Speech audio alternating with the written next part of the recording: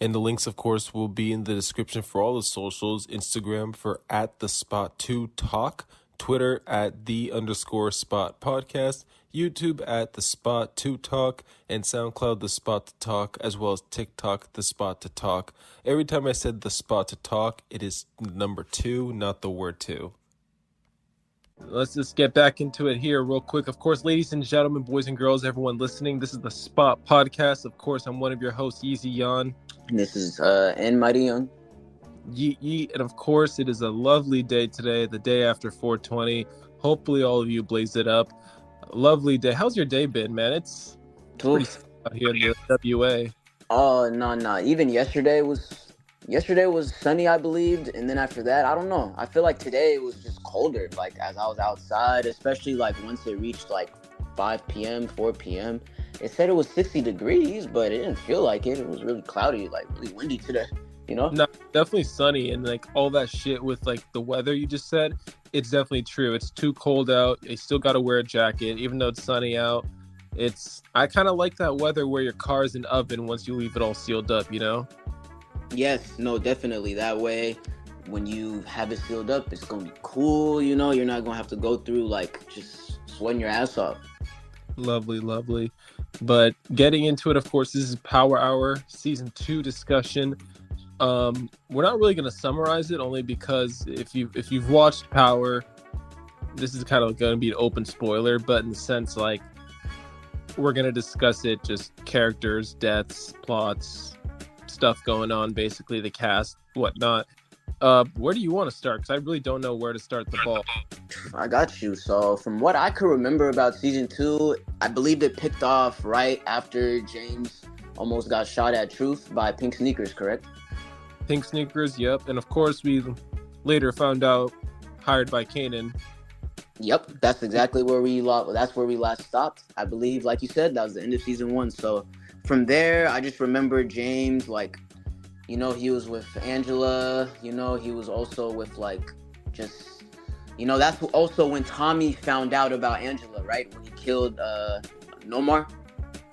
Oh yeah, man, when Nomar dies and then Angela pulls up, this is AUSA Angela Valdez, I need help. I'm like, oh, Tommy just there hearing that, it's like, oh shit. Pivotal point in the show, low key. Yeah, definitely. So I do remember like from that part when Tommy was just like, I believe Ghost was looking for Tommy. Tommy was nowhere to be found. He kept looking for him, and then I believe he went to Kate's house and he found him. And then after he found him, I know you see him saying, "Oh, you know, what's up with you, man? Like, why haven't you been calling me?" And you see Tommy, he's really pissed. He's really like agitated. You know, he's trying to see if Ghost, like, if he knows what's going on with Angela, you know how he keeps threatening him. And then you could just see, like, he's just confused. Like, what are you talking about? Like, what are you talking about, bro? And then... Yeah, it's very sudden how Ghost wants to get out of the game. And obviously he's dating a prosecutor who, to be fair to Ghost, he doesn't know she's a prosecutor. And Tommy is the one who knows. So Tommy thinks that Ghost is trying to set him up, take him away, and get out of the game and stay with Angela. And it's like a little over dramatic thinking, but I could see his line of thinking. Yeah, no, definitely. Like, it's from both sides, especially Tommy. I can definitely like see where Tommy's coming from. Just imagine your best friend that you work with side to side, partners, and then like he reconnects with his high school sweetheart just to find out she works for the government, an AUSA for the government, which is, and especially in their line of work, it's definitely a red flag. It was a red flag for sure. That's essentially the feds. Yeah, yep. The feds, you know, the feds, they were also mounting an investigation into what they were doing, like what Ghost and Tommy were doing. So everything was getting too close. Everything's getting too close for Tommy. I just love how Tommy's the one who they think is Ghost. Yeah, that's what I'm saying. Like everything, that's literally what everything pointed to. James was never in the picture for them. Like they know he was an acquaintance or something like that, but they just never actually thought he would be involved in, you know, in dealing.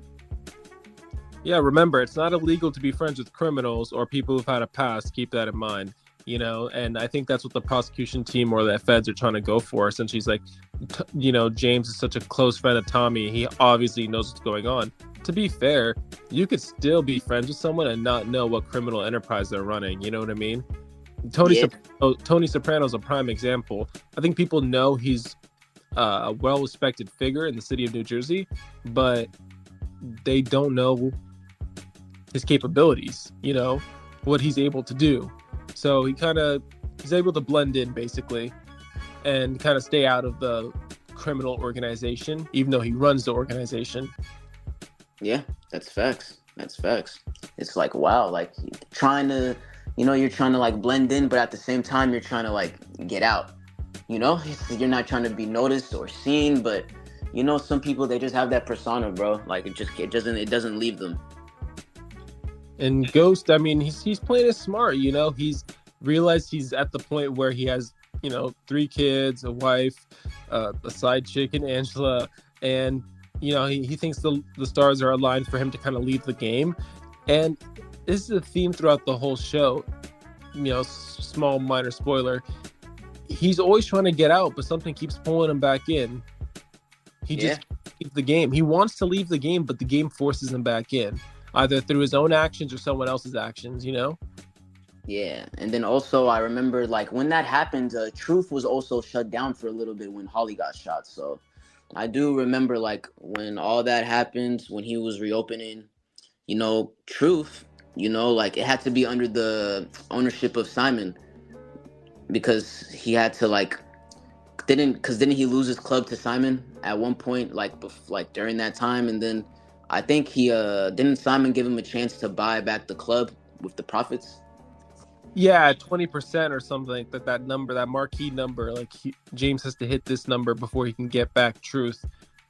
Yeah, and it sucks because he purposely is like sabotaging it so that James doesn't get his ownership back, which is, I mean, Simon Stern, people at his position, it's not surprising, they're trying to keep the main man down, trying to take what's his, which is, Stern's name lives on forever through the newest thing, which is Truth. That's what typically the older billionaire generation will try to do. They'll try to, well, not try to, they will do it, but they'll attach their name to the most current, hottest, most profitable product, so to say, or service, and be a shadow partner per se, but it's under like Stern Enterprises or something, So Truth, unfortunately, like you said, Truth is not by itself, and that's the whole thing James is kind of tackling and trying to fight. He's trying to beat Stern in his own game, and that's why he goes down to Miami in some cases, trying to, next to opening another club, he's trying to help Stern. Basically, he's helping Stern help other clubs and other locations sign contracts under Stern's shady business. Not shady, just, it's all supporting Stern. But, yeah. Ghost is playing it smart, be near the boss, work as close to him as possible so you can stab him in the back. Yeah, no, that's their practice. Their business practices is just so slimy. It's like, man, like this is what people have to do just to get to the top. Wow, it's just it's a new world for it's a whole different understanding. It's a new way of it's just something we're not used to. And yeah, and then also like I do remember. Also, Kanan just released from prison. He was with, I believe his son picked him up. Sean picked him up from prison. And then also he was on the phone. He was thinking when he gets home from prison, Ghost is going to be dead. Pink Sneakers did her job. He was going to come home to get back in the game. But I know you remember the look on his face when he heard like Sean on the phone when he said Ghost was okay. Yeah, Sean was actually legit trying to figure out what was going on because he didn't know anything. So he was just like, "Oh my god, what's going on?" Oh, okay, he is okay, good. And then Kanan, yeah, you're right. Kanan's face was just like, "Motherfucker, what?" He didn't say that, but his face was just he was confused. Yeah, he was like, "Damn!" Like you can see the look on his face. He's like, "Fuck, my plan didn't work," which is crazy. I mean, but yeah, like Kanan, his motivation for this is definitely something. That's it's you can't really take back those 10 years. So I understand, Kanan, he's feeling away. So like, he just starts moving around with Ghost and Tommy, he starts working his way back up. and then he hires and he kicks it with a protege. Goes by the name of Dre. He starts putting them on. He start moving around because I believe he met Dre in prison. So Yeah, he had Dre's back against the prison gang. He was protecting him basically because he saw the potential in him. yeah. Do you want to know what that reminded me of? Hmm. It reminds me of the scene in Paid in Full when what's his name? When Rico was in prison with Mitch, and then he saved him. I don't know if you remember that scene with Cameron in Paid in Full when they were in prison. I know who played who. I was just like, I gotta rewatch the movie. It has been a while. Yeah, because like when Mitch was in, there was like a little scene where Mitch was in prison. He was on the phone, and then he was getting jumped, and then after that, Rico saved him. So that's how I look at every time I hear Kanan and Dre talk about when they met in prison. I look at it like as if it was like in Paid in Full. Like that's how I looked at it. I looked at it like it was that same situation. Yeah, they both take place in New York, also, right? Huh? They both take place in New York, also. Yeah. It takes place in Harlem. Yeah. I was gonna say also, yeah, for the viewers who don't know, it is later said in near the end of the season that Ghost and Tasha set Kanan up to get arrested. Essentially, there was drugs found in the tail light, but the tail light was already loose and kind of fixed with. And the anonymous tip came in from Tasha, and that's why Kanan's been holding this grudge. That's what we find out. Like, I mean, besides him just being a greedy motherfucker, yeah, he's just someone who was pissed off and lost 10 years, and he tells Sean this, and Sean doesn't believe it. He's kind of blinded by his love with Tasha, but then Kanan's like, yo, if you want to get with Tasha, you got to kill Ghost. Yeah. And it just shows Kanan's manipulative nature. Yeah, and definitely, like, also, like, while all this is going on, Ghost, he's not an idiot, so he's like, man, this is happening, there has to be somebody pulling the strings. He kills Rolla just to find out it wasn't even Rolla that did that. So, he's suspecting, and he's keeping his distance from Kanan too. So you can see, like, he's definitely on to Kanan for being on to him, So, like, him looking for the girl, like, looking for pink sneakers, like, that was something that was, like, on his mind, like, since that happened, since Holly got shot at Truth. So I know, like, his mind is just, trying to get his get back. And it's because at this point, he doesn't know who's coming for him, but I know he has an idea. That's from what we see. He keeps giving us those looks, which means, okay, it has to be somebody close to me.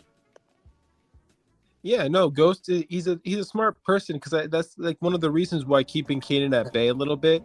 Like he said to Tommy too, we don't know what he's like. 10 years is a long time, type of shit, so we got to reintroduce him to the game slowly but surely. Like, Ghost, I mean, in that moment, I think was just basically saying we're not letting him get back into our shit. You know what I mean? He must be some sort of, and obviously raising Kanan and hopefully Power Origins covers this, but possibly. But Kanan could be rough on them, in the sense that he takes control of everything all the time, Yeah. And Ghost just does not want to work under him ever. Yeah, that's what I'm thinking too. I'm thinking it, like you said, just because the way Kanan is, how he runs things, like, Ghost, you can just tell, like, that's not the way he wants to do business. Like, for a long time, he felt that way.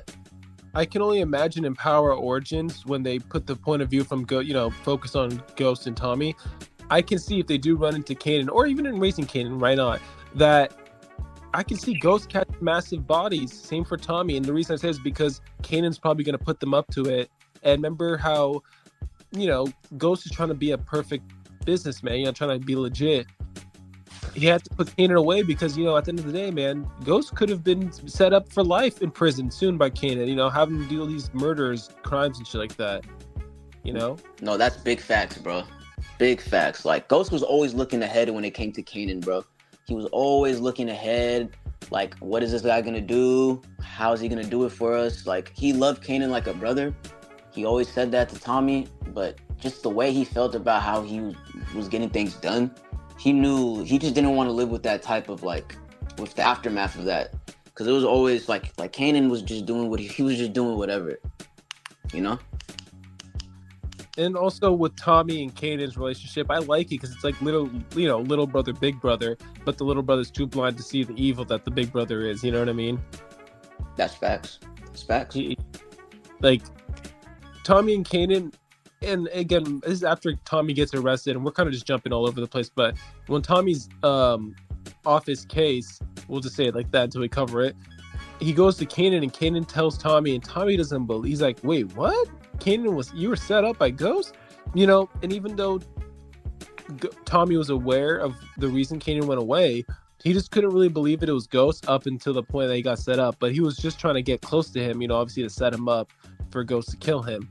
But it's just one of those things where in that moment, I kind of think that maybe Tommy didn't like that Ghost set up Kanan. You know what I mean? Because I don't think he knew up to that point, right? Yeah, he didn't know. Tasha and Ghost literally left Tommy in the dark when it came to that situation. That's what I'm saying. Yeah, and even Tommy was like legit confused. So it's like even though he was going there to, you know, help set up Ghost to kill Kanan or set him up, he still was like, that's an unknown fact that I didn't know. Yeah. You know? Yeah. So it kind of doesn't change his perspective, but it kind of changes his point of view on certain things of it. Because I think even remember the pink sneakers, he doesn't wear that anymore. Yep. But when Miami When Kanan told him that, he was like, okay. Yeah. Tommy, when Tommy was told by Kanan that Ghost did not kill pink sneakers, it was actually Dre. Well, I don't remember if he said it was Dre, but still, it wasn't Ghost. So Ghost lied to him. Tommy's betrayal meter for Ghost kind of goes up a little bit. You're like, oh, okay. Yeah. Just taking betrayal after betrayal here. Yeah, like you said, bro. Like Tommy was literally just noting all those things in his head. Like, okay, so Kanan told me he set him up, even though Ghost already told Tommy that Kanan thinks I set him up. So even though Tommy already, because Tommy, he's like, okay, so if Kanan's saying this and Ghost is saying this, it's like, okay, it's whatever. And then, like you said, once he told Tommy that Ghost wasn't the one that killed pink sneakers, that definitely he noted that in his head, like, oh shit, this guy didn't even kill her after he told me he took care of her. Yeah, and and he did not tell him it was Dre. He said, so Kanan told me somebody else did it, and then he said, yeah, somebody got to her before I did, right before I did, but she told me with her dying breath, this. Exactly. So it's just one of those things where, you know, Tommy, like you said, he's taking these mental notes, he's keeping track of everything, and at the end of the day, him lying is kind of like Ghost lying to Tommy. It makes Tommy think, so this man isn't committing murders, but I am. Again, he's trying to get out of the game. I'm going to be caught up. So you know what I mean? Like, this keeps furthering that fuel for betrayal that possibly happens, you know? It's like, come on, like, Ghost, are we in this or not? You know what I mean? You need to stop lying to me type shit. Yeah. And one thing that I did not like is Ghost. It's not that we see that he means well. Like, he doesn't have bad intentions, but the way he does things, bro, like, it's just crazy. Like, the way he does things, like, if he tells you to do something and then he tells me to do something different, even though if we tell each other what's going to happen, nothing's going to happen. Like, it's not going to affect anything.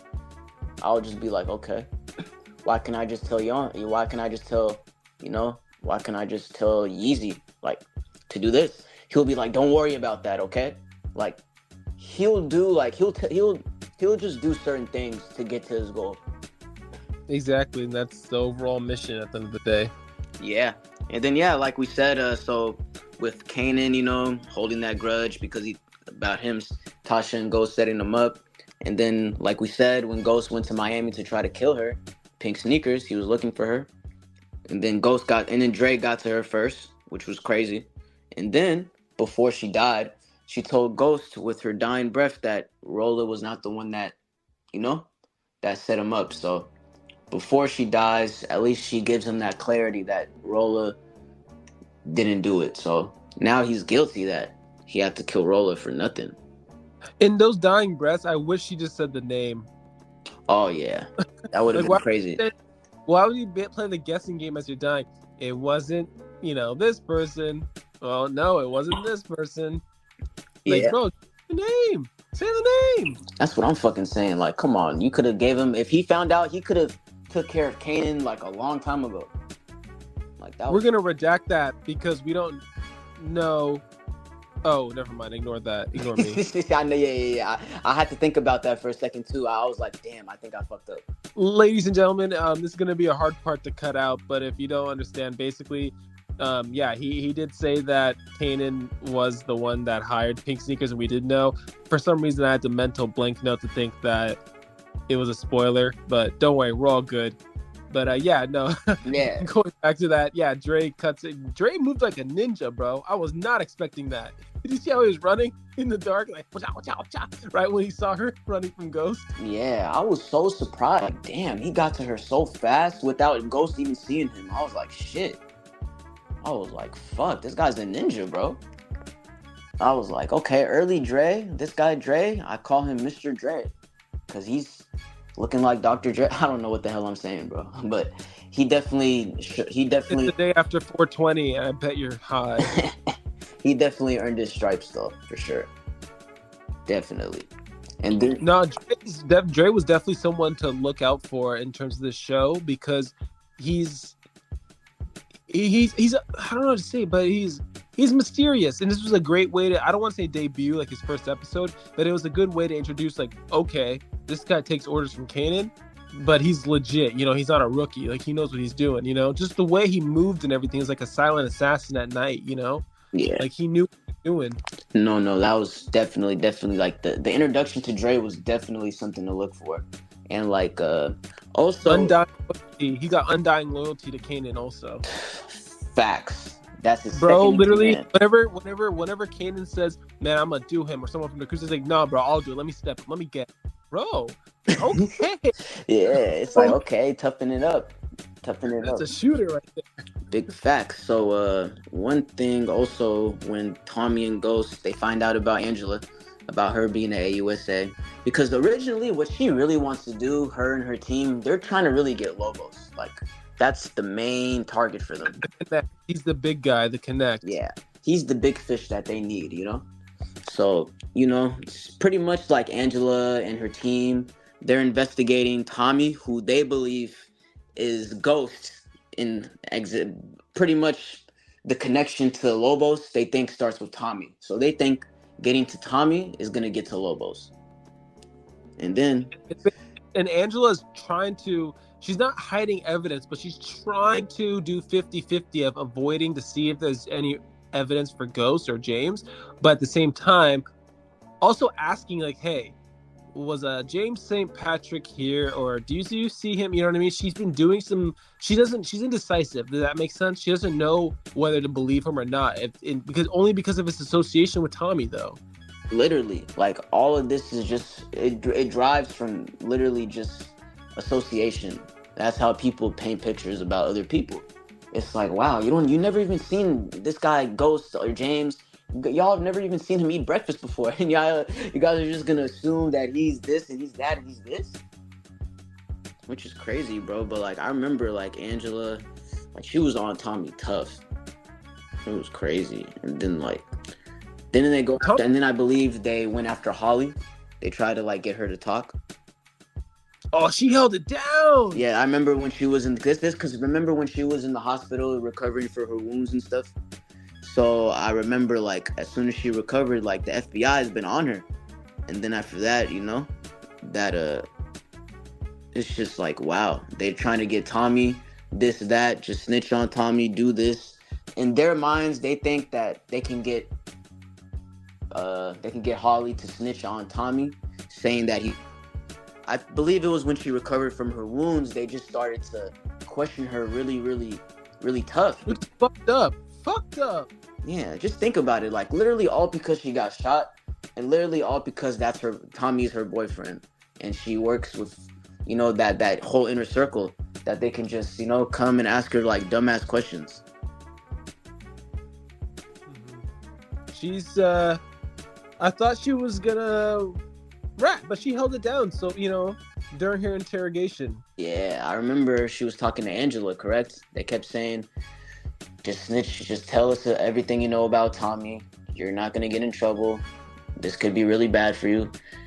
And then I think we could remember just her laughing at them. Just laughing. Holly's just laughing, laughing, laughing, not giving up nothing. You know, Holly's a tough one. You know, she's tough. You know, they keep throwing the narrative that Tommy's ghost. Do this, do that. Just get him out of here so we can get to Lobos. And then she just got fed up with it. You know, she just talked to Angela in the bathroom. Was it? Yeah, he's like, I saw you fucking him. Yep. I saw you fucking ghost. Fucking James. And then she said, what are you talking about? Tommy is not ghost. You're fucking him. Oh, man. First, Angela's like, what are you talking about? This, that.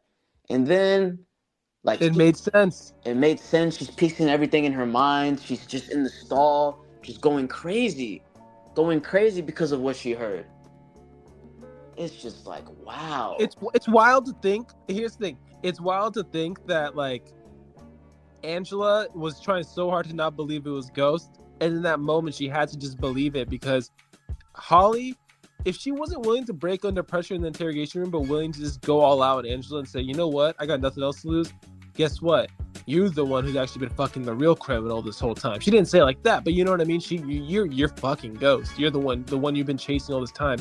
I will say it's dirty how they didn't tell her that her warrant was actually squashed because there was no witnesses from the one in Ohio. That's why they were keeping her in interrogation. They were threatening to expedite her down to Ohio or something like that. And the warrant was, there was no witnesses for the case that they had a warrant for her on, so it was null and void, but she didn't know that, and it was kind of fucked up. Yeah. But she held it down. Yeah, no, definitely. She held it down. They tried to trick her. Holly was a tough son of a prick. I can definitely admit that. And also, it's just like, man, it's like, and then once she did that, you could see her, she's just tiptoeing on eggshells, she's just doing this. And then she got a call from Ghost. I believe she was in the car with him that one day. Ghost, once Holly was healthy again, I believe she asked him, is this money? Like, is this a pocket full of money? Do you want me to deliver this? And then Ghost proceeds to say, no, I want you out of my friend's life. So he tries to give her a fake ID, fake passport, money, trying to buy her off, send her out of town. So you can only imagine, like, what Holly's, like, thinking, like, wow, I held it down and then now they want me to just go. And not they, Ghost. Yeah, him, Mr. Ghost. And here's the thing. Tommy's like, oh, you could trust her, she can hold out. Bro, in open, broad, like, not daylight, but in the club, she called him Ghost. And Tommy's face, even he was like, oh, shit. You know what I mean? Even, because he didn't want that. You know what I mean? That wasn't the plan. Yeah, no, definitely, man. It was just like, wow. Everything about that situation was just happened so quick. Like, nobody expected any of that to happen. So it's just like, man, like, Holly wasn't supposed to know this. She's supposed to be certain yards away from this. Like, everything just became in-house, which wasn't good. So pretty much, like, I believe Holly's starting, like, at that point, Holly's just starting to realize, even though Ghost is giving her time to, like, leave before he does what he's going to do, but we know how he's threatening her to leave. It's just like, I don't think that's what really pushed her, I think what really pushed her is that at that moment she realized that Tommy is more loyal to Ghost than he is to her. Exactly. And can you blame them? They're Nope. homies. like, I mean, I want to take a quote from BMF, even though it's not literal, but from womb to the tomb, right? Yeah, womb to the tomb, like, literally brothers, bro.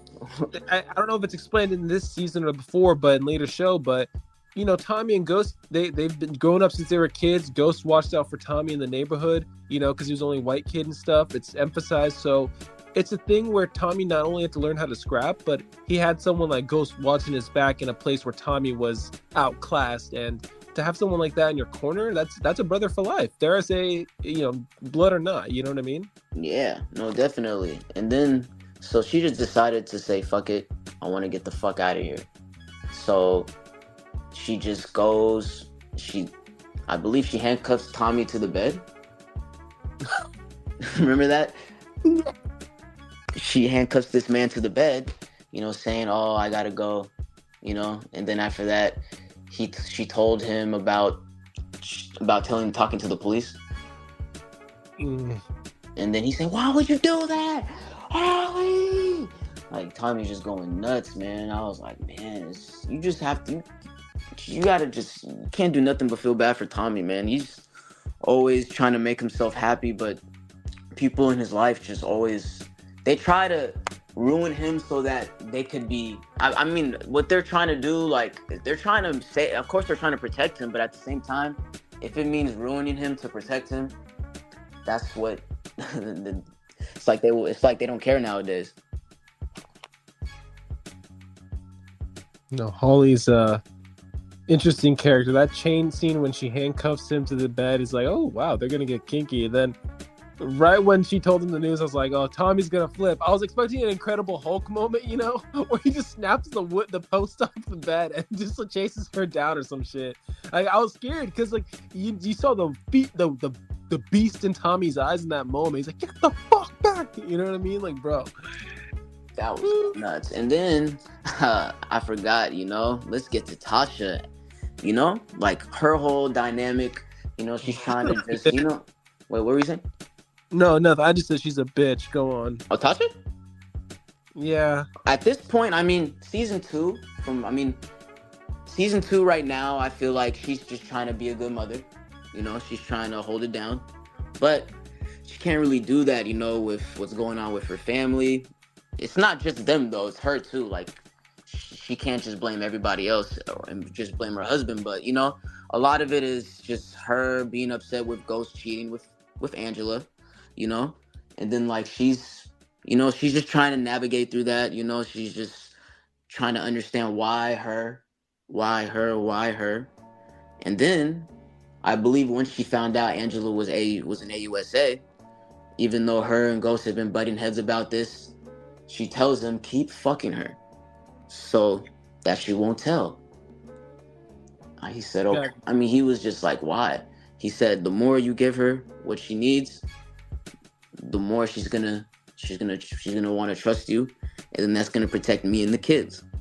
So at this point, Ghost and Tasha, like, their relationship at this point is just transactional up until something happens with anything like life-threatening. So it's just business at this point. Just trying to get the dogs off of them, trying to get the police off of them.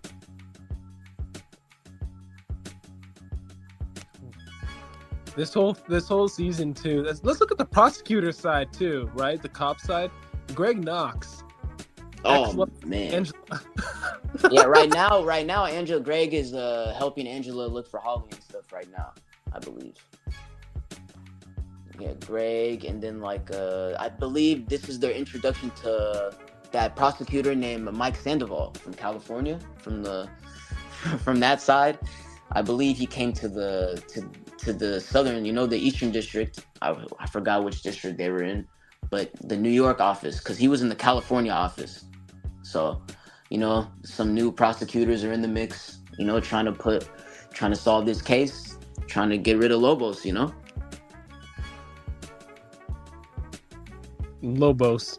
When in reality, do they want Ghost? Yeah, at this point, they're sure trying to figure out who the hell is this guy Ghost.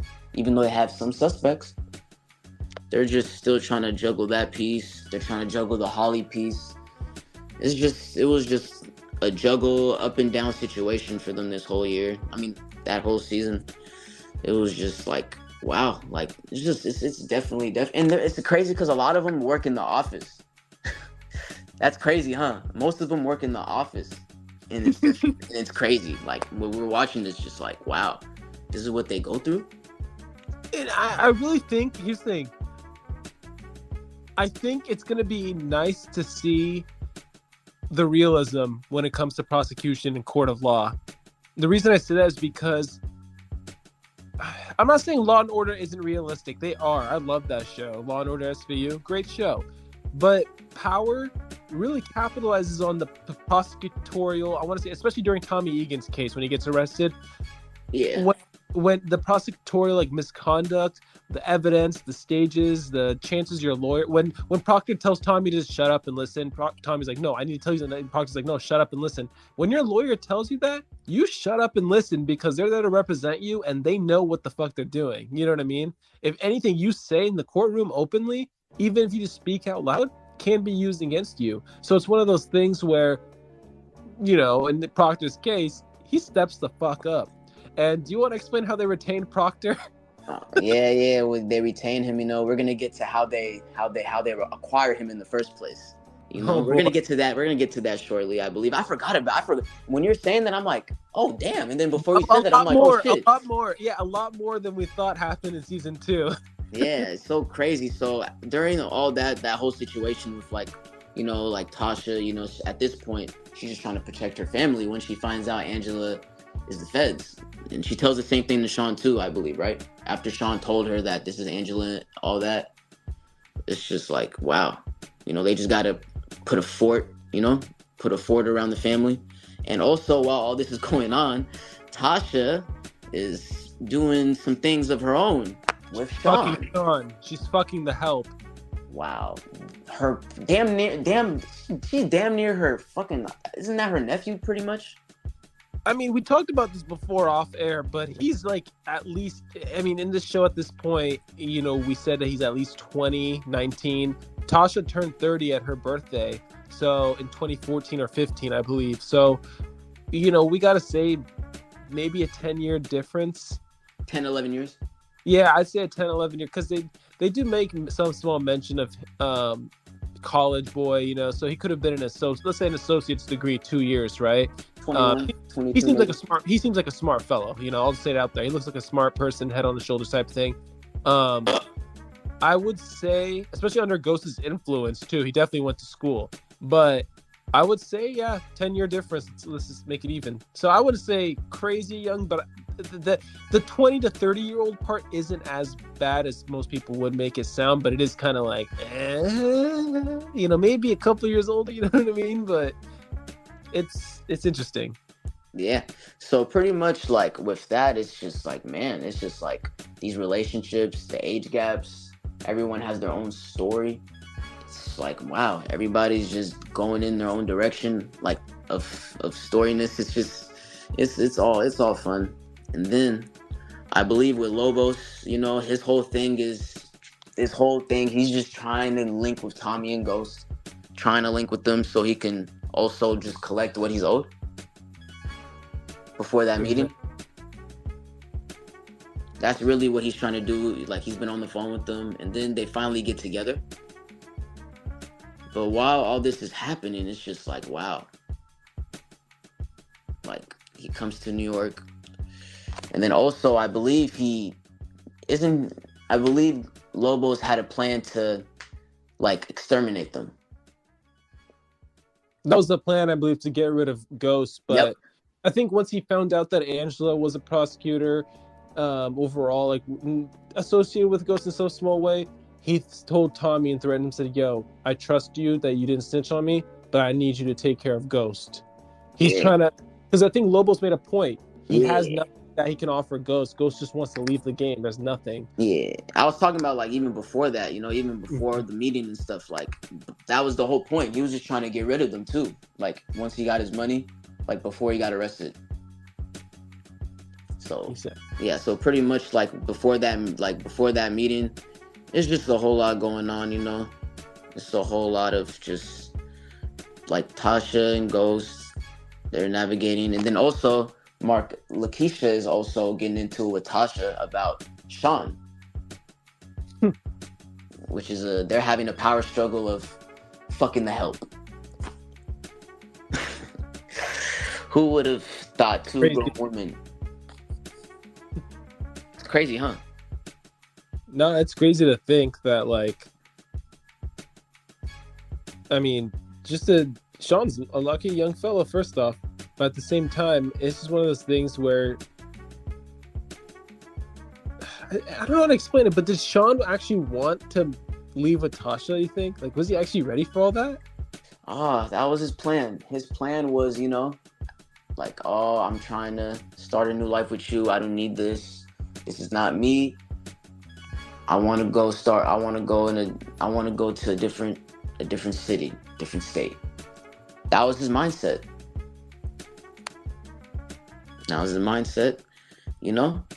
And then like with Lobos, I think we could remember him supposedly ghosting Tommy. They talk about the meeting with Lobos. That's all they've been talking about for the longest. And then after that, I believe also on Kanan's side, him and Dre, they're talking to Vladimir, they're talking to Drifty, and they're talking to Ruiz about getting rid of Ghost and Tommy, replacing them so he can get back in the game.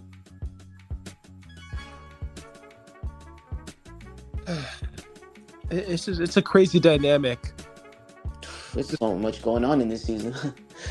And again, realistically, let's go into Proctor here. Basically, Proctor's wife or ex-wife has a coke addiction, so he gets her drugs in exchange for custody of their daughter, Elisa Marie, who's like 10 years old. And basically, he represents Ghost because Ghost is the one Ghost's Primeros are the ones selling drugs to Proctor, and he has record of that, of course, so he uses that as blackmail. Yeah, using that as blackmail, so he uses him to hire him for his services in exchange for helping out his ex-wife. And he comes into play once Lobos asks for the meeting with Ghost and Tommy. So Angela, after talking to Holly, she meets up with Holly again. She finds him after she threatened James to give up Tommy because Holly ran away after she had that conversation with Angela.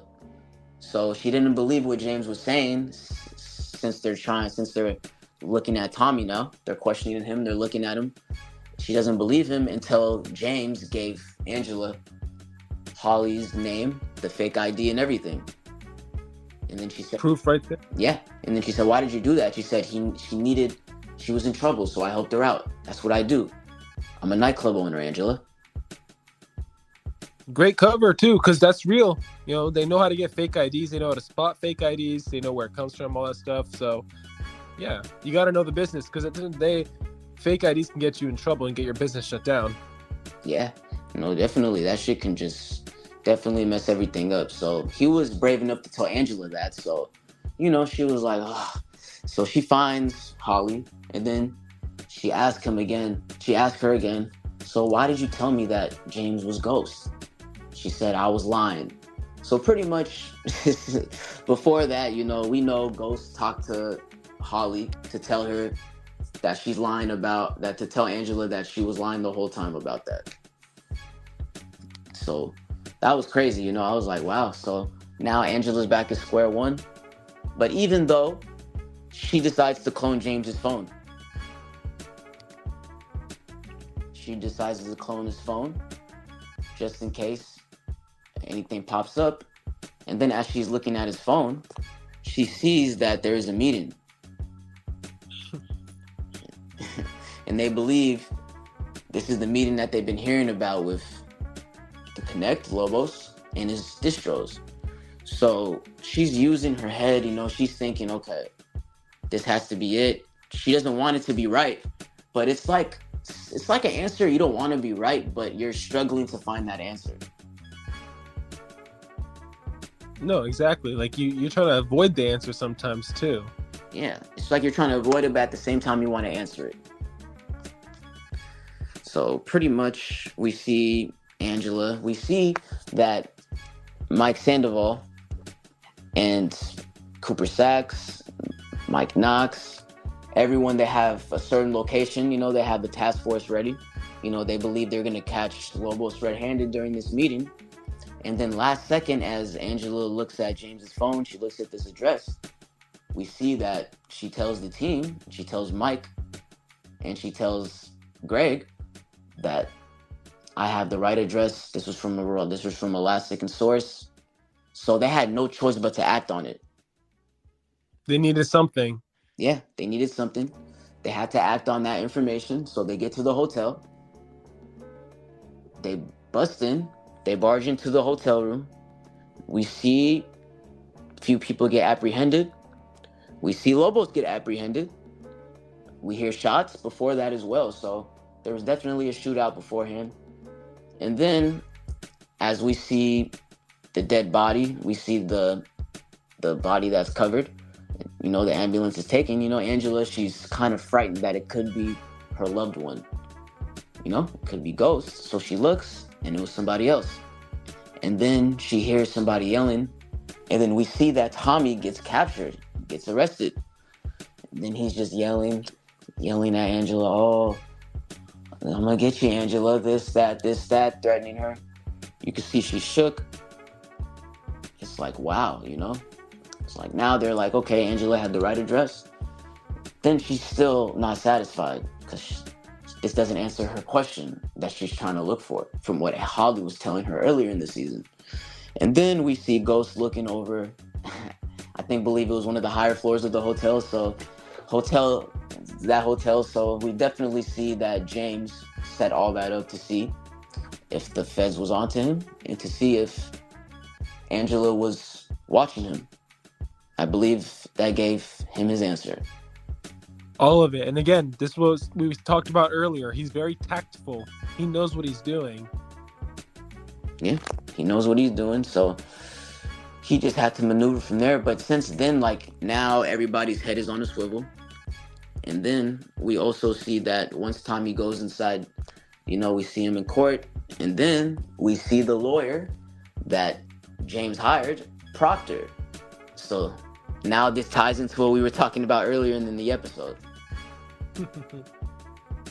And then we see that Angela, we see the whole task force, and then we see the defense table, we see Proctor, we see Tommy, we see that his bail gets denied.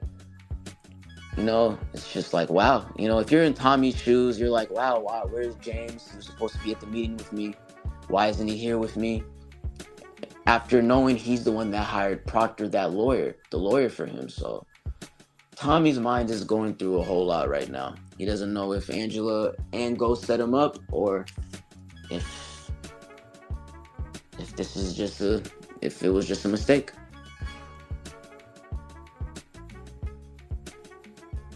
It's a crazy twist in dynamic because once Tommy gets arrested, like you said, the betrayal is there. He thinks Ghost betrayed him 100%, fucking Angela on the side, that kind of thing.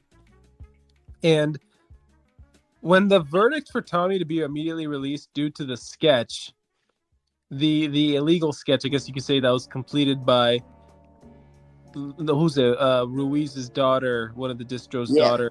Yep. So pretty much during that whole situation, we see that Tasha, she's mad at James for leaving Tommy to go to jail, saying, "Oh, you let that bitch beat you. You let her beat you, huh? Your dick isn't as good as it used to be." He says, "I got it under control. So ties into what you were saying a few seconds ago.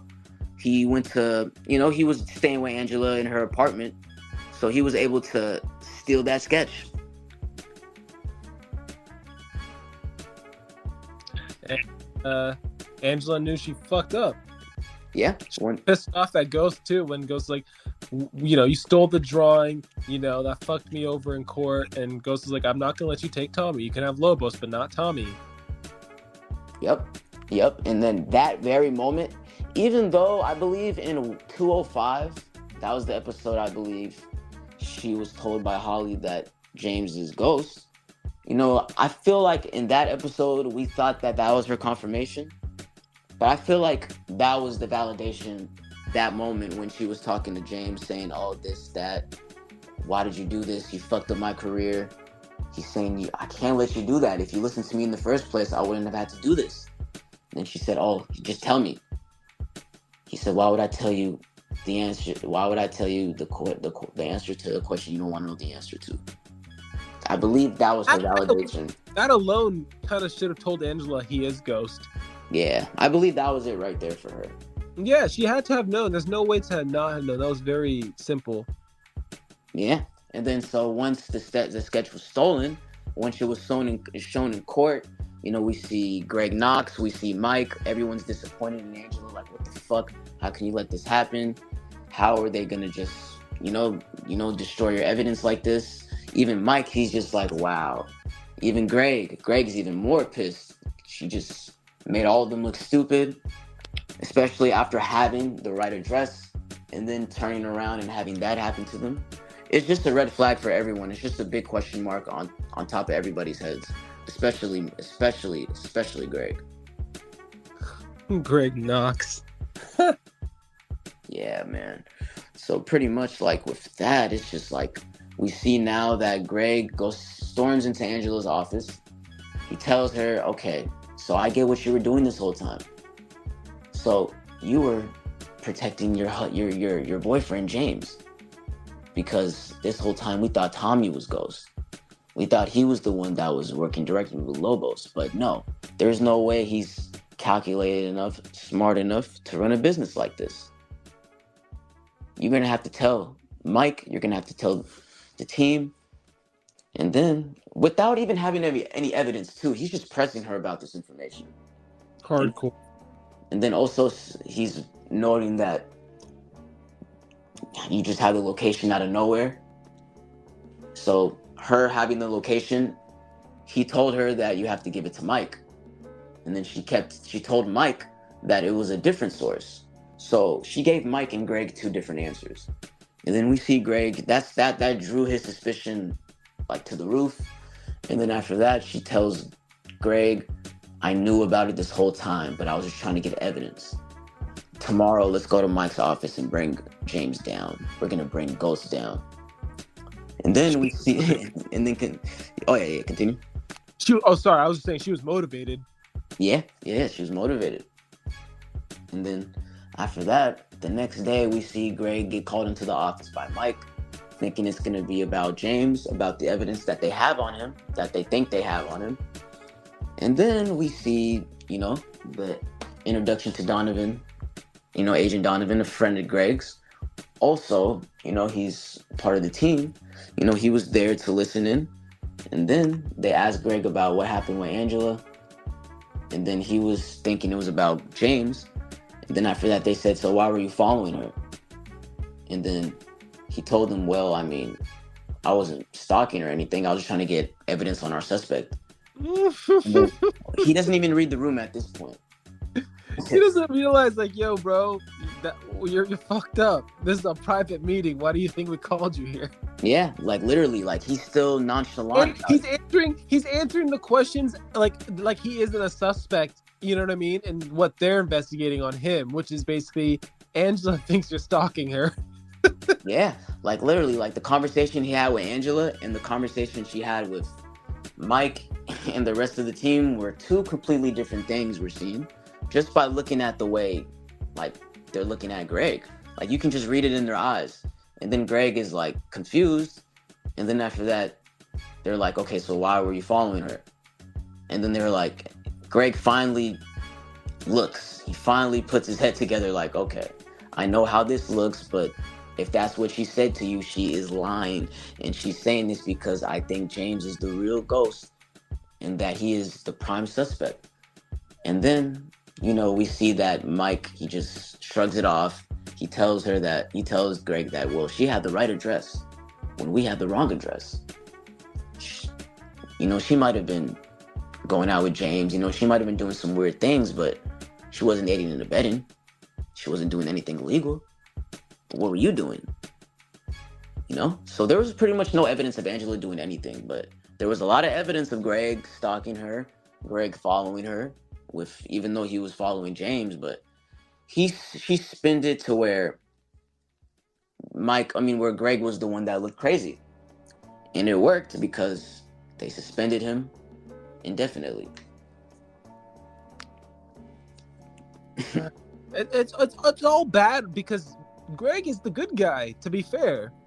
He is the good guy serving justice, but he's just so caught up and hell-bent the fact that his ex-lover, Angela, is linking up with her ex-lover from high school, Ghost, or Jamie in this case, because they don't think he's Ghost, you know what I mean? It's exactly. It's wild. Yeah, and then also, when we get back to Kanan and Sean, so we see that Sean his desire for Tasha continues to grow. And then we also see that James is very suspicious about the way Sean and Kanan have been acting since Kanan got out of prison. Sean doesn't really talk to James as much as he used to. He's on the phone like more randomly nowadays. Yeah, he hangs up the phone when Ghost walks to him, and Ghost caught that one time. He said, "Okay, listen, man, I don't know what the fuck you're trying to pull with me, but ever since your dad got out, you've been bullshitting with me now." Yep, you said it perfectly. He's just been pissed off at this whole thing. Yeah. I mean, to be fair, he was pissed off at other stuff going on, but that triggered him once he saw, Sean on the phone and hanging up. Yeah, and then he also noticed the way Sean's been moving, just not being around as much, just the way his mannerisms are. Like, James knows this is not how Sean used to be, so he knows something was up. Yeah, something triggered him. Yeah, and then especially like once like Tasha like got mad at James again for being with Angela when he said she wasn't, and then she officially threw him out the penthouse. We saw how angry James was at Sean because he thought Sean ratted him out, and then even like he when he hemmed him up against the car, it was like, wow, like, he was trying to, he took his anger out on Sean, but you can see that Sean didn't like that, like it was just those type of flashes, his desire for Tasha and his dad. Kanan was just planting seeds in his head to do this. Ghost is in the way of what you want. Once Kanan found out that Tasha and his son were fucking, he used that. He pretty much used that to try to get Sean to to go up against Ghost. And then we see that it gets to a point where Kanan tasks Sean to kill Ghost more than once. Yeah. We see him driving him in broad daylight, telling him to kill him in a cut. But Sean couldn't do it because there was a lot of like traffic that day, I believe. A lot of police. He was supposed to pull up to an alley, and basically he was going to go keep doing on the road. He's listening to Caden's voice in his head. And then right as he's going to pull out the gun or something like that, that's when he noticed a cop knocking on his window saying, "Yo, you're a long way from wherever you're trying to go. This way." Yeah, exactly. So that kind of shook Sean, so he had to reschedule. And then we see that, also with, to now that we point back to Ghost, James, him and Simon Stern, they have their little spat of James trying to get his club back because of Simon's ownership. And we also see that he put Cantos ahead of James as well as his assistant. So he has Cantos ordering James around. He has him like sharing the office, taking James's office, pretty much. So we know that's eating James so much.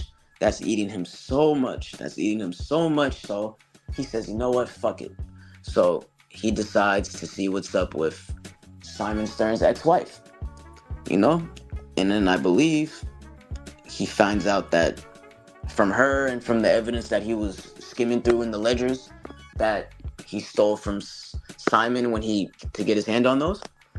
He sees that there was 2 sets of books. Things were off about his club. There was a lot of inconsistencies with the way the business was going. So, he looked at those and we see that he was hiding money in this account called... Yep. Which was the name of his daughter. Well, the daughter that died in 10 days. Yep. Old. Yes, sir. So, I believe his ex-wife, Simon's ex-wife, used this information to leverage herself in divorce court. So she bought Truth and she bought 2 of the other clubs, from Simon, just so she could keep her mouth shut about, him embezzling money, And then we see that in return, she gives James those 3 clubs, signs it over to him right away. And then so we see that James gets his dub, he gets his lick back, he gets his clubs back, he gets Truth and 2 more other clubs, which is dope. He hit a lick. It's like, wow. Like, I know Simon, he kept getting tired of losing to James, He keeps getting tired of it. He's gonna have to find another solution, man. I don't know if we'll see him again. And then now we go back to that night at the club. when James is having a good time, he just bought it back. Money's booming. We see him chilling in the lobby.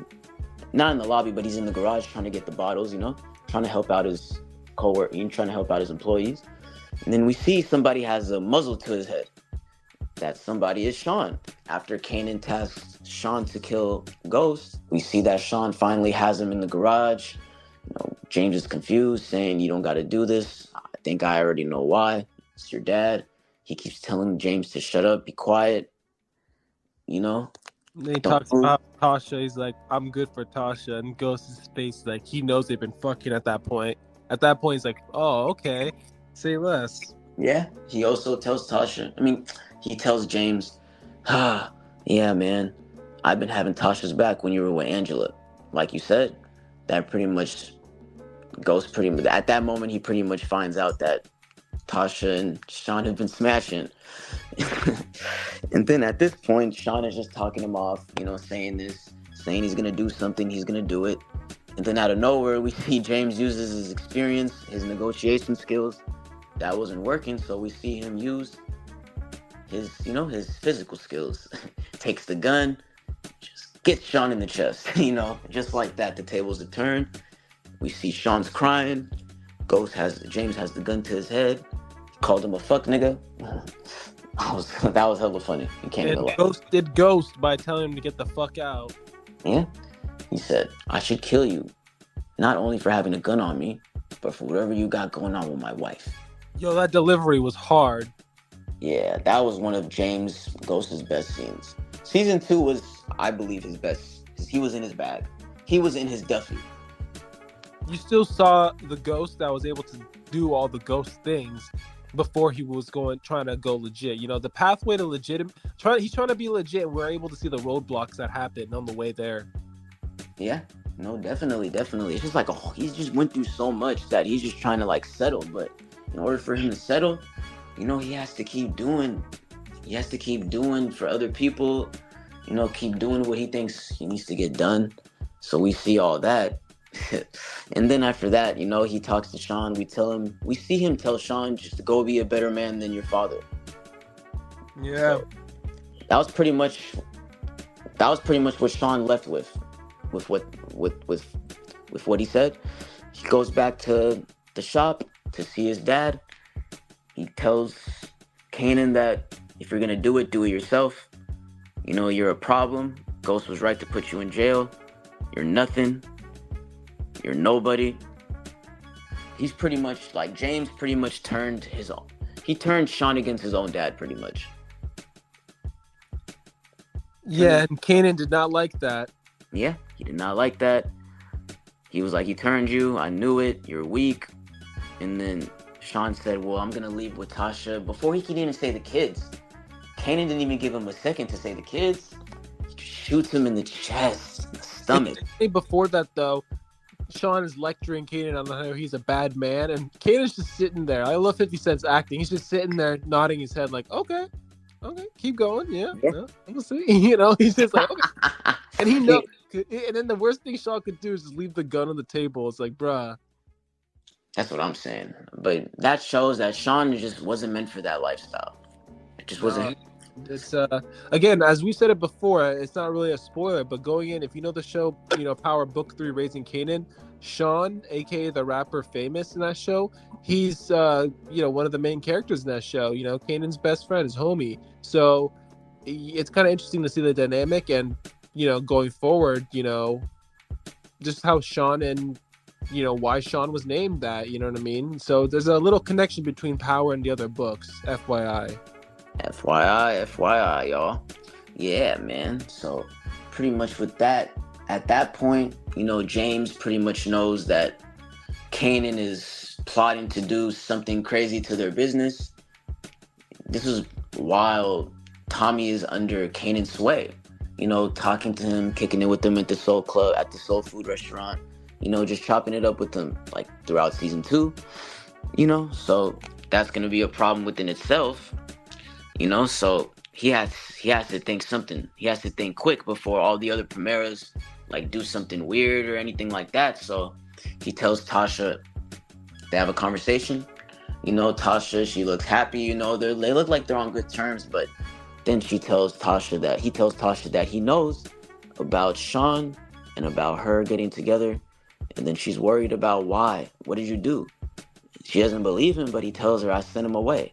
I don't blame him. I blame you and Kanan. And then she pretty much tells him, there's no winners. It's just you and me. Whether you get out the game or not, you're still who you are. Exactly. And then pretty much after that, we see that Ghost and Tommy have a conversation. After Tommy gets out of jail, we see that him and Ghost, they're on okay terms until Ghost tells him, hey man, Sean had a gun to my head last night. Kanan's orders. He didn't believe him. And he told him he's the one that had hired the hitter, got, blamed it on Rolla, shot Holly, and killed Pink Sneakers. And then Tommy said, I thought that was Rolla. He said, the killer told me with her lying breath that it wasn't. So now Tommy's like, oh shit, man, so I was with Kanan all this time. He knows everything that's going on. So him and Ghost pretty much come up with a plan to neutralize Kanan. And it's one of those things, student versus teacher, Yeah, student versus teacher. And it's just like, yeah. And then it's just like, man, it's like, wow, it's just like, oof. Now that Tommy knows a little bit of what's going on. I mean, Ghost tells him a little bit of like, he thought he thought I was the reason why he went to jail. So he tried to make it somebody's fault. He made it my fault. That's all Tommy knows about that situation. So we see he continues to leave Tommy in the dark. And then we see Tommy gets to the soul food restaurant with guns drawn at him. They're thinking that Tommy's a snitch because of how quick he got out, even though he explained to them like, man, I had a lawyer this. Crazy. And then after that, we see once he earned Kanan's trust, he tells Kanan, Ghost is the one that set me up. That was the plan, to tell Kanan that. Kanan was like, yeah, man, that guy's falling off, bro. Man, he couldn't take care of a bitch. He said he didn't kill the girl in Miami. It seems like this motherfucker's been lying to you for a long time. So we see Kanan, he keeps attacking that friendship right there. That's one of the steps. Keep attacking it. Even if he knows even when they're setting him up, he's like, he's fucking that relationship up without even knowing it. Crazy. And then we see Tommy, he's like, wow, he didn't kill the girl in Miami. And then we see that Kanan tells Tommy that he's for sure that Tasha and James were the ones that set him up. They took the bulb out of the taillight so that he can get caught with the weight. Tasha was the anonymous caller. So when we see that, you see Tommy's reaction. He's like, dang, Tasha was involved? I didn't even know. So now we see that Kanan is starting to trust Tommy again.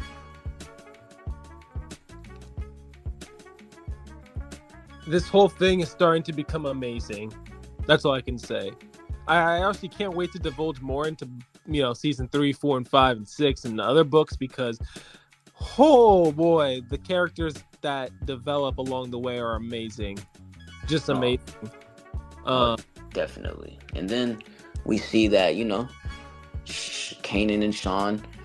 We see that, Kanan. We see that Ghost and Tommy, they're having a little tit for tat because Tommy, he says, Kanan for sure thinks that you set him up. And then Ghost keeps denying it, saying, man, that's what prison does to you. That guy lost his mind. He said, yeah, you might be right about that. But he did tell me you didn't kill the girl in Miami. I like how Tommy, went straight to that question. Because, Tommy doesn't hold anything back. So, we know eventually he was going to ask Ghost about that. And then we see Ghost. He said, yeah, I got to her moments after she got stabbed. So we see that Tommy's a little questionable, saying, I never given you a reason not to trust me. And then Ghost says, well, you did. That time when you didn't tell me that Holly talked to the feds. And we see Tommy's like, oh shit. Even though Ghost is like, I know you had your reasons for not telling me. And then Tommy was like, well, okay, you know everything. Do I know everything? And then Ghost is like, yes. What else do I have to do to prove my loyalty to you? So now we see that assurance that, okay, he did this, but then I did this, but now he's telling me that now he's telling me that I have nothing to worry about, that he's not hiding anything. So now Tommy, in his head, he's like, okay, we should be back on the right page after everything that happened. And then we see him just walking around the park, walking with his dog. And then out of nowhere, we see the dog run to Holly. We see the dog run to Holly. We see Tommy, he gets mad, saying, you got a few seconds to run. Then we see Holly, she's trying to explain herself, saying, oh, it wasn't my fault. Ghost told me to run away. He gave me money. He did this, he did that. He says, you're lying this, you're lying that. She gave him the bag so that she could show him the proof. And then it just cuts to the scenes, which is really crazy, It's just like, wow. It's like Holly came back to do her thing. Even after getting threatened by Ghost, it's like, wow, she still came back. It's one of those things where it's like you can't have people run away forever, Yeah, like, that's what I'm saying. They're eventually gonna pull up again. Yeah, definitely, bro. It's just like, man. So we see that, Tommy and Ghost, they have a plan to get Kanan into the warehouse so Ghost and Tommy could do their thing. But before that, they're having that set up. This guy Kanan, he tries to have Dre, like tell James certain things. He tries to have Dre play Ghost.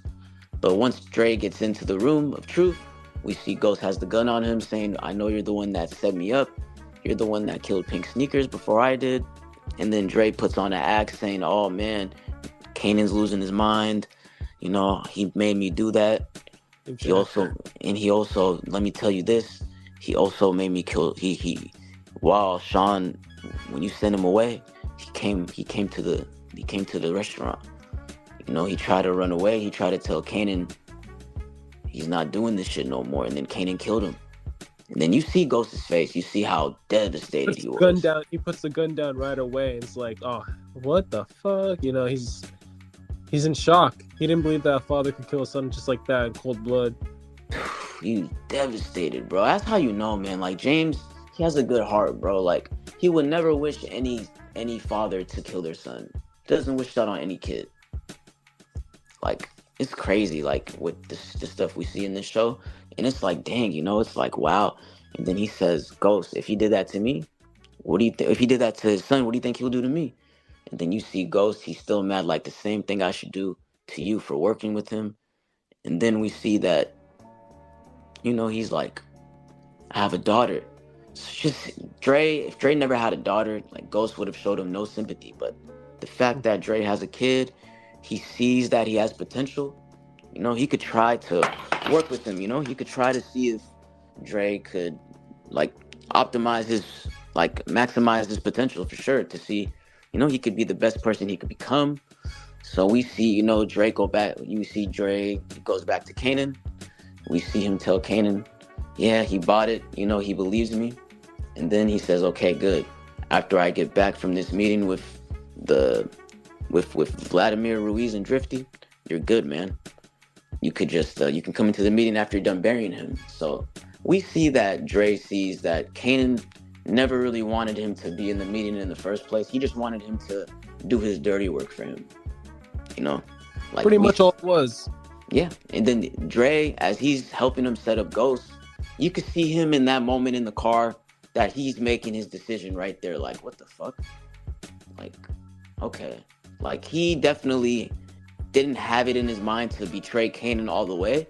I feel like up until that point when Kanan told him that, man, you see what Ghost be doing? That motherfucker don't know how to treat a friend.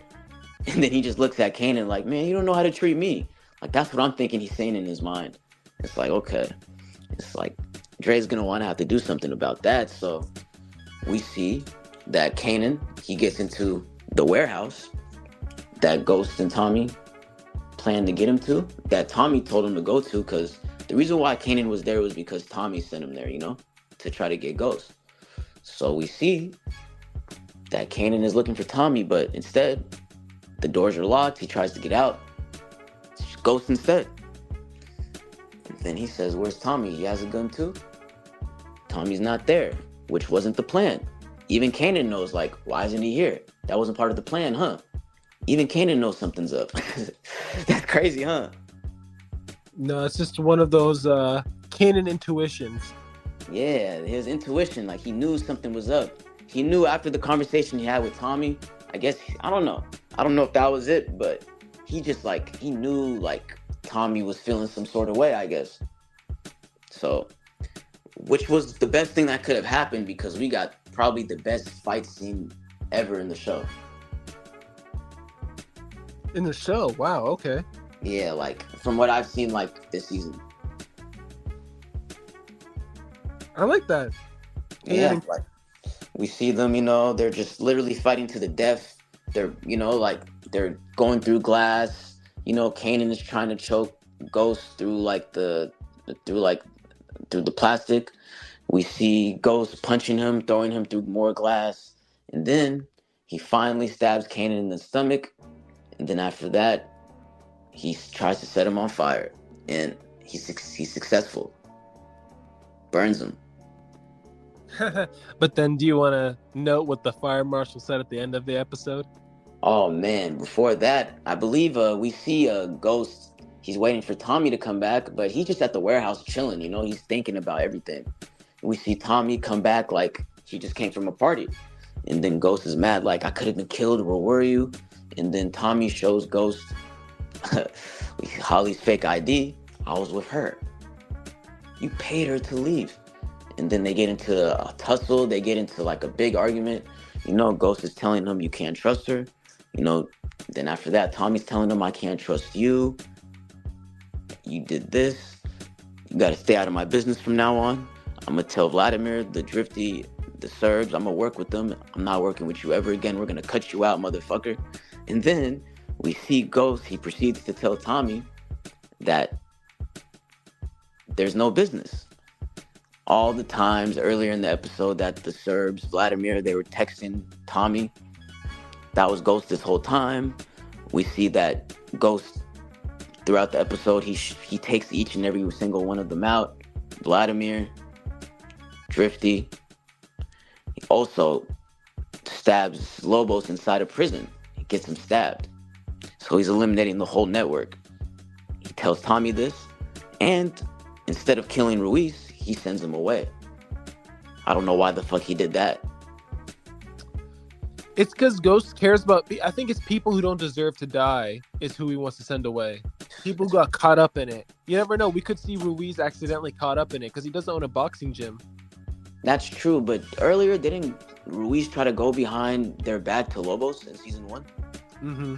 So I was surprised when he let Ruiz go, when he easily could have got rid of him. But we see that Ruiz, well, first Angela, she's supposed to have that hearing with Ruiz's daughter, her suspension, about the about the note, about the sketch. But she gets saved because Ruiz, Isabel, she doesn't end up going.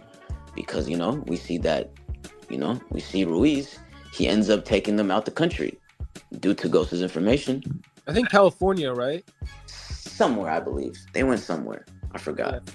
So we see that, and it's just like, wow.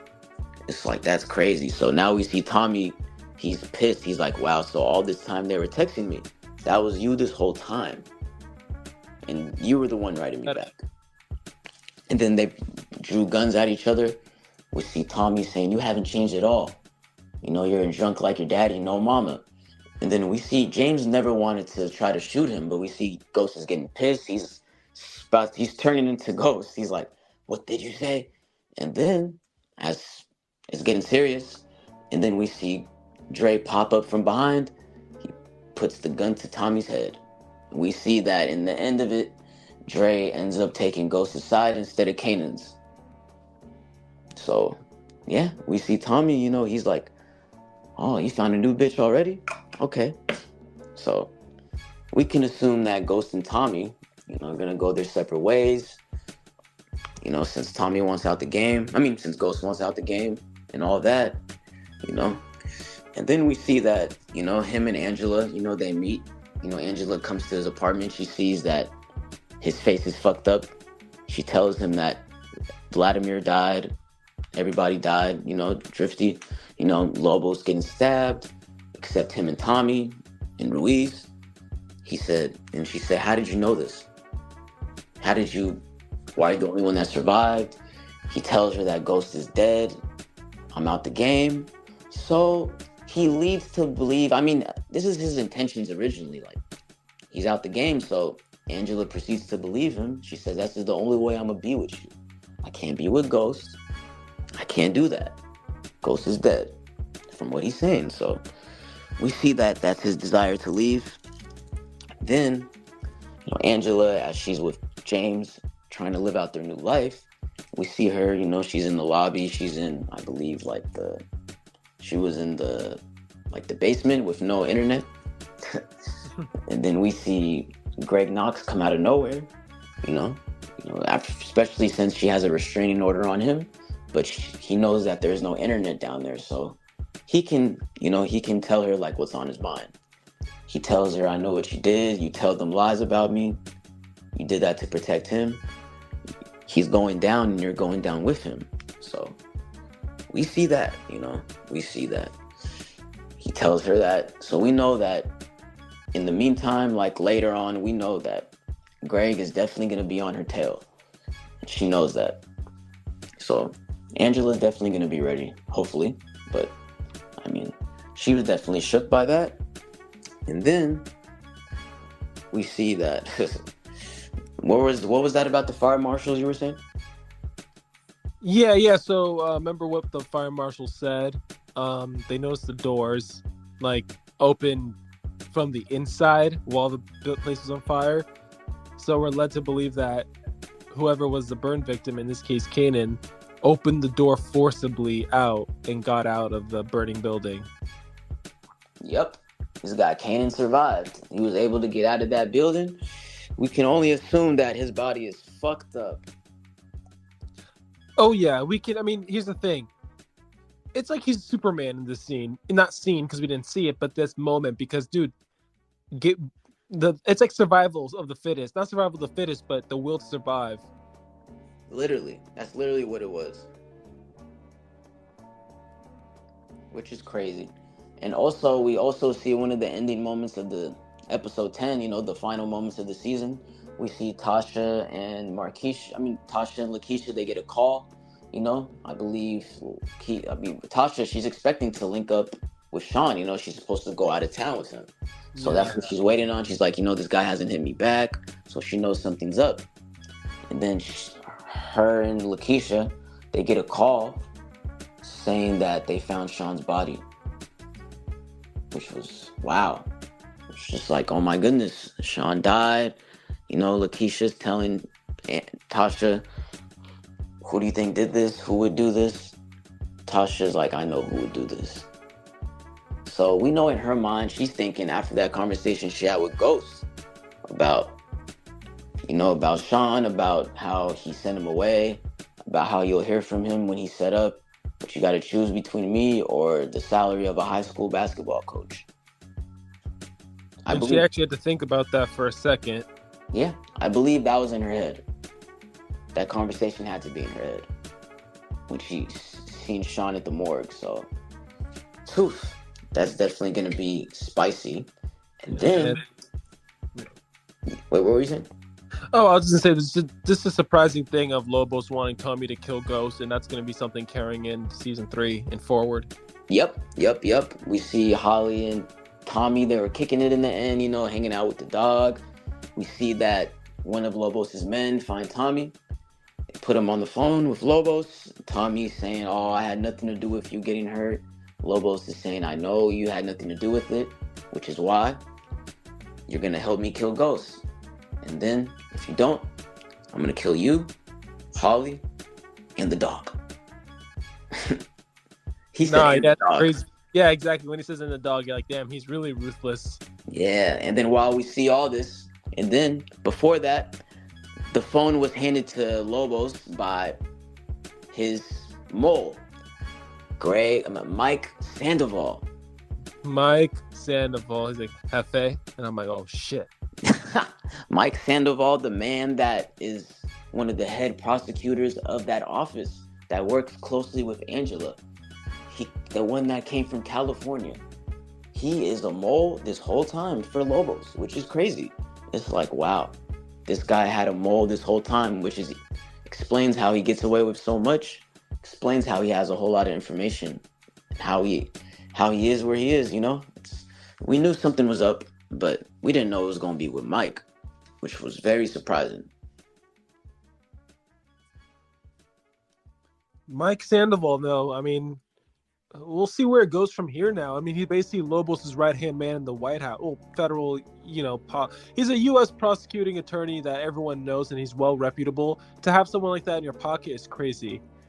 No, that's what I'm saying, man. That's definitely wild, bro. It's just like, wow. The type of influence, just the power that you'll have with a head prosecutor like that, just like doing everything for you. It's a privilege, especially in that line of work.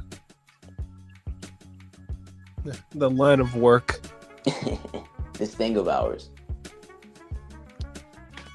Well, I mean, yeah, that kind of wraps up for all the discussion of season 2. I mean, most of the stuff here was really setting up season 3, which, Power does a great job of those cliffhangers episode by episode.